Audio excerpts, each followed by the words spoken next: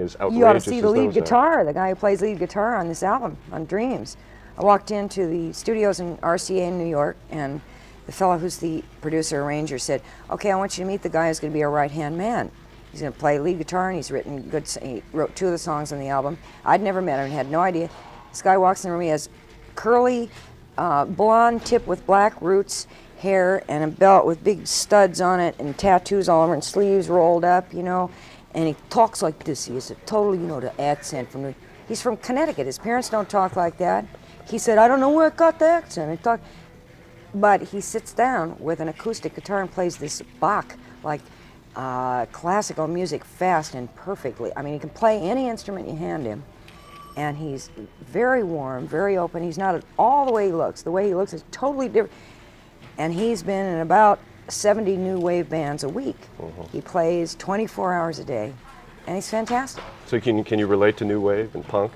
Well, there are all kinds of different people on this. One is a straight, old kind of my era style, the bass player.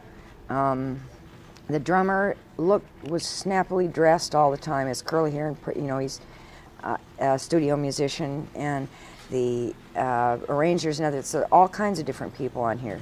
I like all kinds of music. The only music I don't understand very well is Chinese, because it's almost always a high-end female voice. And I can't stand high-end for a very long time. I have to hear bass, otherwise I get kind of strange. But that's the only music I don't understand. Let me just go back to an early album that you did. What did you mean by "the human name doesn't mean shit to a tree"? Oh, this whole thing goes on in spite of Richard Nixon, Barbra Streisand, Shah of Iran. You know, in other words, you can go berserk getting power, fame, money, blah, blah, blah, and there's still a 500-year-old redwood looking at all go by. I meant exactly what I said. The human name doesn't mean shit to a tree. Why didn't RCA release This is Lather? PBS, isn't it? Yes. Yeah. Why didn't RCA release Lather as the single from that album? It doesn't have anything to do with RCA. It was the band. It's the band. Sometimes the band will say, "Okay, we don't know what to release, so you pick one." And other times the band would say, "No, here's the one we want to do." But RCA never said no to anything. We occasionally fought over lyrics, not myself, but Paul did. But they never, in the end, said no to any of the singles. It was if we made mistakes, it was our own mistakes. We were never very good at picking singles. We never knew what the single market was. Okay, thank you very much. Sure. Weeks to, excuse me, are we? I better not say that we're on. I'm trying to sell. Should she? Right across. I have the funky, you know. Oh yeah, right. So it was great. We were growing pot in the backyard, and she'd get out a gun. Keep everybody away. We'd go on a vacation. We were totally safe because she wouldn't let anybody with any uniforms on. She'd hold a shotgun up there, and the police used to go, "Oh, just nice old lady. She's afraid of the Nazis," and they'd go away. So listen to that. She said, "It doesn't mean shit to a tree." Oh, Listen to that. I said, deal. "But wait a minute." This guy says, "Motherfucker." Yeah, big deal at the time. But I like Crown of Creation. That was. You think that's right? Have you great. heard Marianne Faithfull's record? No, crazy. Gee, I love the color, but you might think I'm What nuts. about I am. House of Ponale Corners was interesting. Made in Japan. Well, I've always worn this stuff, so I don't know. Yeah, I know you were into modeling. Yeah, so I don't know what. I don't know the greasy. Maybe I was just making a distinction between. I think I was annoyed at older women wearing makeup, and now that I'm an older woman wearing makeup. Are you annoyed at yourself? Huh? Are you annoyed at yourself? Yeah, I guess so. Yeah, a lot of that was in this record here. I'm annoyed at myself. I used to be annoyed at everybody else. Being annoyed at myself, so the next record I have to move on to something else. Yeah, but Get if you're annoyed at happy with shoes or yourself, I something. mean, if you have to be serious. Oh, you have to listen. You're a manic depressed for how many years? Oh, until I came to San Francisco. When was that? 71. 70. Oh, you went out of. Oh. People say if you get this amount of human beings together in this amount of space within this period of time, somebody's going to die or be killed, because that's what we do, and we're so stupid that we still kill each other a lot. So what I meant by that was that Woodstock was In those days, seemed to up apply to against the everybody. wall, but no, sorry. Do you think that message still applies? as the band continued on later, toward the end of middle 70s, I think, it was tough for us to figure out what to say because we weren't doing anything. I mean, you know what it's like sitting there saying, well, maybe write a love song or something, because what do you do with this country? What happened? Why isn't what we said was going to happen? Why didn't that happen?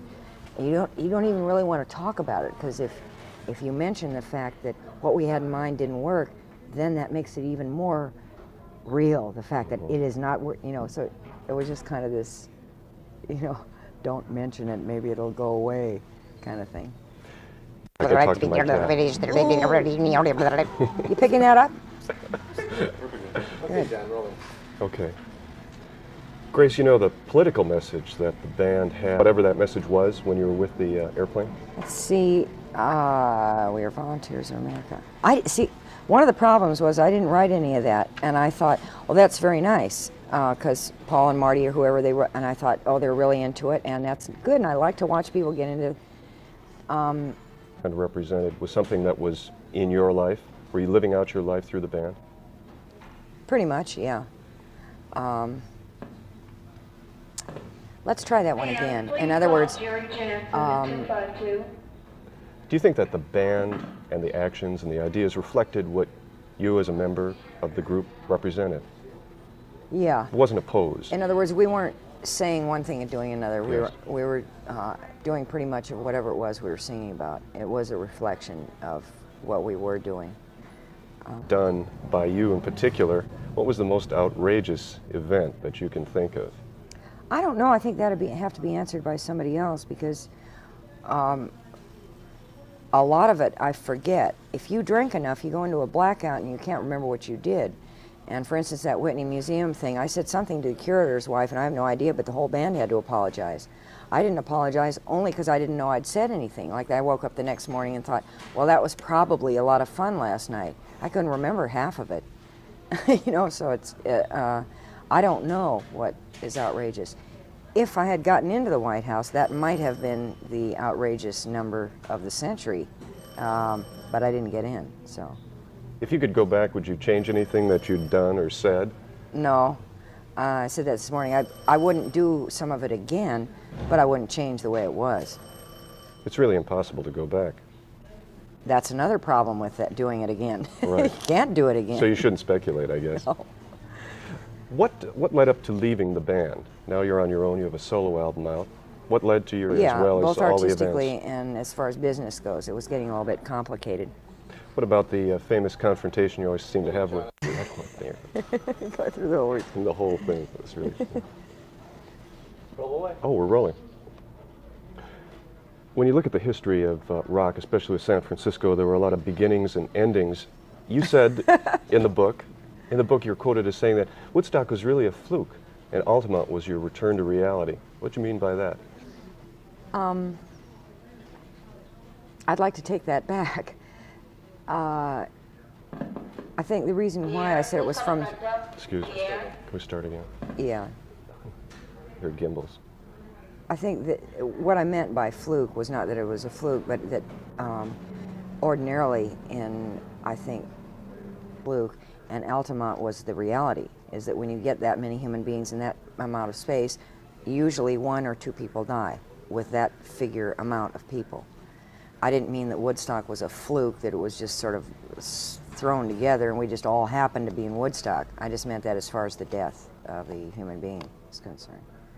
Some people have equated you with the San Francisco sound. Other people say that Jorma's guitar is that sound. Is there any definition of what was the San Francisco sound? No, I think it's probably right to equate any musician at that time, the rock musicians, with the San Francisco sound, because we were making sound and we were from San Francisco. So yeah, I'm the San Francisco sound, so is the Grateful Dead, so is Quicksilver, Messenger Service, anybody you name is San Francisco sound. They don't all sound alike, but another record which will be different in sound to this one.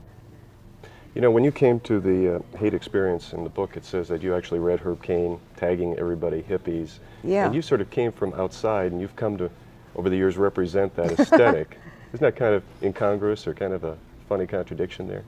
you should come into it and then... Well, I don't know. I think what Herb Keane was talking about, I wish I still had that article because I can remember sending it and I can remember reading it and everything, but it's vague now, and I think he was talking about a cross between beatnik and hippies. They weren't really hippies yet. He was just mentioning sort of something happening in North Beach. It was in between there's Bohemian, then there's beatnik, and then there's this kind of changing period, and then the acid flower children, hippies and then flower children or something. So that I guess you can tag all those people if you want to at certain eras of time. And he had just written some kind of an article that made it sound like I ought to come back in San Francisco. It sounded good. You know, people creating new things and dressing funny and thumbing their nose a little bit, and all those things sounded like that'd be an interesting thing to get into for a while. I was 19 years old, and I thought, hey, I'll try that for a while. And it was fun. He was right. What about the future? There's a lot of different music around these days. Have you heard any of the so-called punk bands and